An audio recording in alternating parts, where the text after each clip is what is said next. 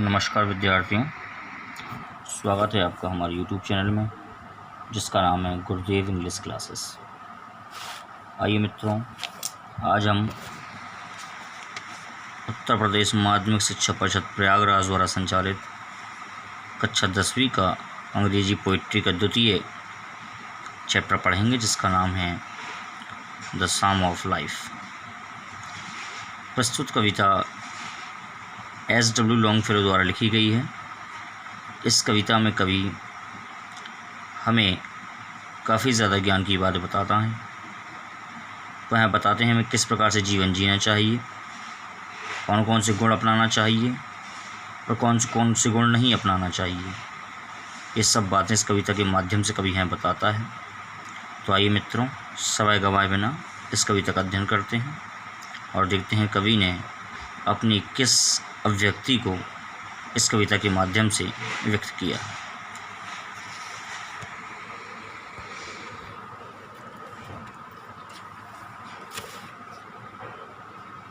मित्रों, प्रथम पंक्ति में कवि कहता है कि लाइफ इज़ रियल, ये जीवन जो है वो वास्तविक है। लाइफ इज़ अर्नेस्ट, यहाँ जो अर्नेस्ट है, अर्नेस्ट का मतलब होता है, वैसे कमाना होता है अर्न माने, लेकिन यहाँ अर्नेस्ट का मतलब है गंभीर। लाइफ इज़ रियल, जीवन वास्तविक है। लाइफ माने होता है जीवन, इज़ माने होता है और रियल माने होता है वास्तविक। जीवन वास्तविक है और लाइफ इज़ अर्नेस्ट, और जो जीवन है वो गंभीर है।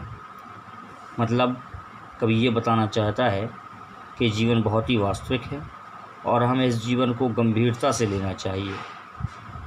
हर कदम पर जो भी निर्णय लें वो पूर्णतः गंभीर होकर लें, ये कवि हमें बताना चाहता है। एंड द ग्रेव, ग्रेव माने मित्रों कब्र होता है, इज़ नॉट इट्स गोल। यहाँ कवि बताना चाहता है कि जो कब्र है अर्थात मृत्यु है, इज़ नॉट इट्स गोल। गोल माने होता है लक्ष्य। मतलब हमारे जीवन का लक्ष्य कब्र तक पहुंचना नहीं, अर्थात मर जाना नहीं है कि जन्म लिया, गंभीरता से नहीं रहे और आए और मरकर चले गए। तो कवि बता रहा है कि हमारा जीवन वास्तविक है और गंभीर है और कब्र तक पहुंचना हमारे जीवन का एकमात्र उद्देश्य नहीं है कि आए, कुछ नहीं किया और मरकर चले गए। कवि के कहने का भाव है कि जीवन में बहुत से कर्म करना है, बहुत से ऐसे कारनामे करके जाना है कि हमारे मरने के बाद भी लोग हमें याद करें। ये नहीं कि आए, कुछ किया ये नहीं और हम मृत्यु लोक में चले गए। तो फिर से देखते हैं मित्रों, लाइफ इज़ रियल, जीवन वास्तविक है। लाइफ इज़ अर्नेस्ट, और जीवन उपयोगी भी है। एंड और grave is not its goal, और grave is not its goal. Its माने इसका अर्थात जीवन का, जीवन का जो लक्ष्य है वो ग्रेव नहीं है, कब्र नहीं है, अर्थात कब्र तक पहुंचना नहीं है, अर्थात मरना नहीं है।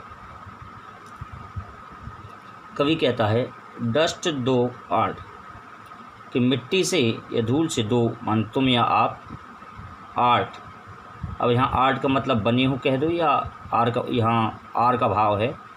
तो मिट्टी हो, टू डस्ट रिटर्न नेस्ट, और मिट्टी में ही मिल जाओगे। डस्ट मतलब धूल और रिटर्न माने लौट जाना या मिल जाना। यहाँ कहने का भाव ये है कि आप मिट्टी के बने हो और मिट्टी में ही मिल जाओगे।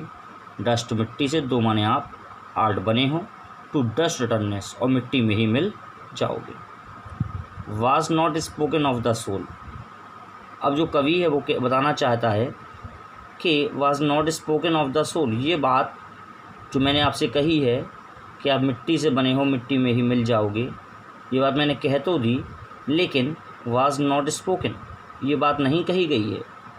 देखिए यहाँ पैसिव वॉइस में लिखा है, ये बात नहीं कही गई है ऑफ द सोल, आत्मा को, आत्मा को नहीं कही मैंने बात कि मिट्टी से बने हो मिट्टी मिल जाओगे, क्योंकि आत्मा अविनाशी है, वो ना जन्म लेती है ना मरती है, केवल शरीर का नाश होता है। शरीर मिट्टी से बनता हो, मिट्टी में मिल जाता है। आत्मा ना कभी जन्म लेती है और ना कभी मरती है। पर डस्ट दो आर्ट, आप मिट्टी से बने हो, टू डस्ट नेस्ट, और मिट्टी में ही मिल जाओगे। Was not spoken of the soul, ये बात आत्मा को नहीं कही गई है।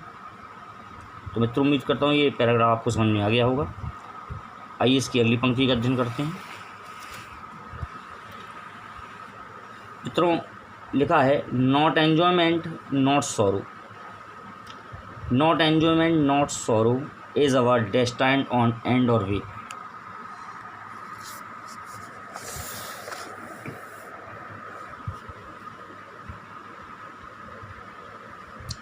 नॉट एन्जॉयमेंट, एन्जॉयमेंट में होता है आनंद और सॉरो मानो तो दुख।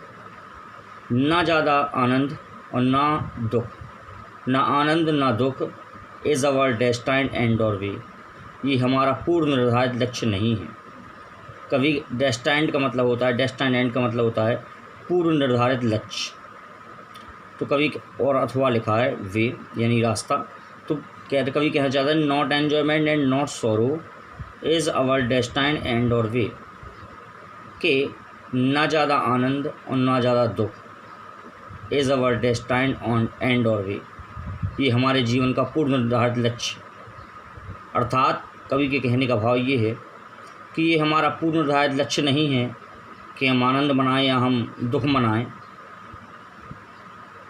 मतलब ये पहले से बिल्कुल निश्चित नहीं हुआ कि हम खुशियाँ मनाएंगे या दुख मनाएंगे, या हमारे भाग में सुख लिखा है या हमारे भाग में दुख लिखा है।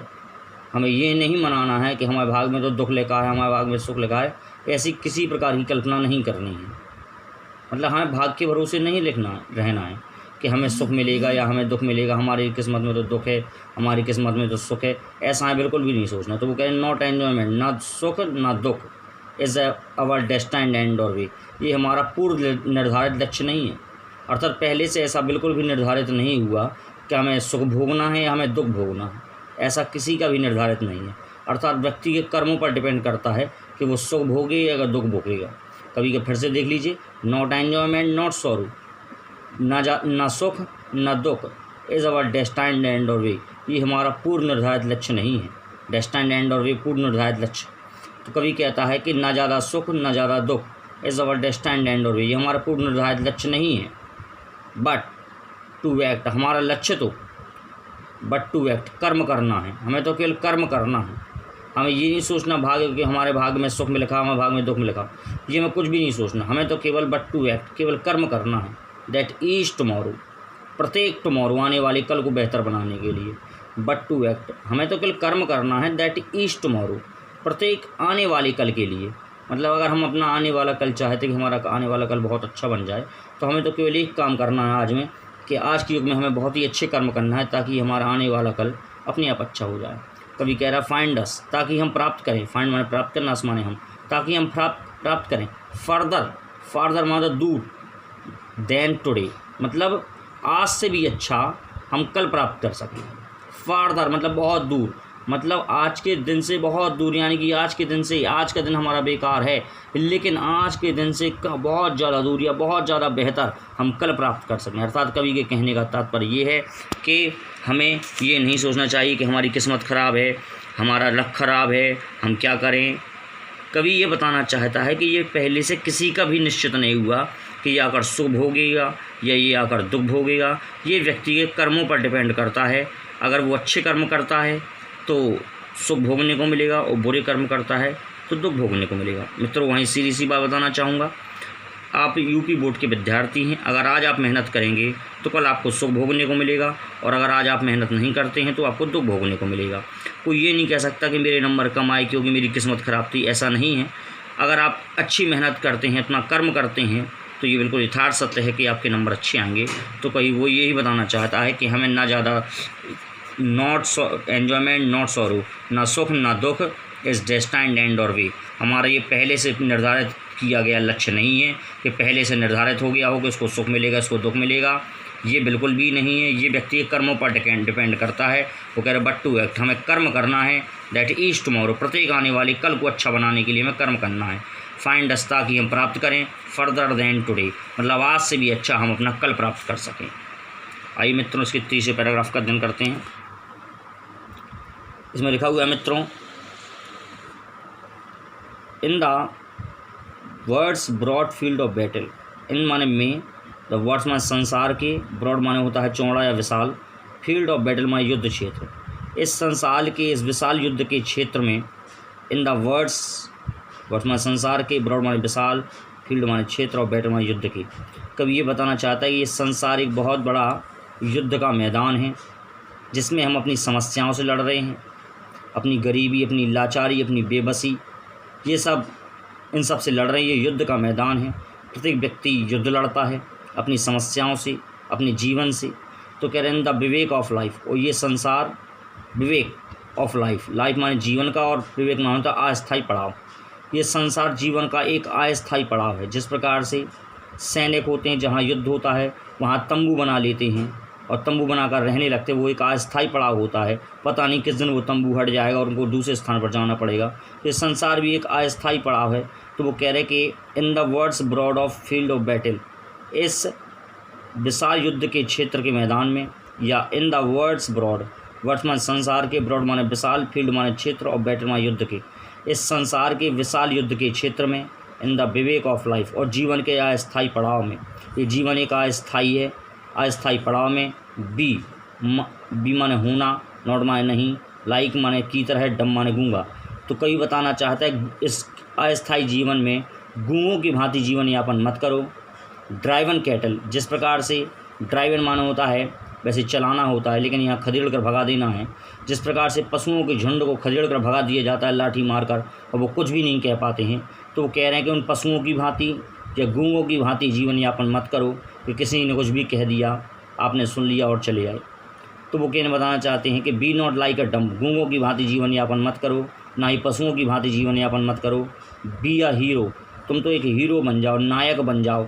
इन द स्ट्राइफ, स्ट्राइफ माने तो संघर्ष, संघर्षों में नायक बन जाओ। जिस प्रकार से किसी फिल्म में कोई अभिनेता होता है, वो शुरू से एंड तक लड़ाई करता है और अंत में विजयी होकर बाहर आता है और जो है पूरे जितने भी दुश्मन रहते उनका नाश कर देता है। तो कवि कह रहा है कि हमें संसार में ऐसे रहना है जैसे कोई नायक होता है, कोई अभिनेता होता है, अभिनेता पर हमारी नज़र होती है, उसके साथ कई कलाकार होते हैं लेकिन हमारी नज़र अभिनेता पर होती है।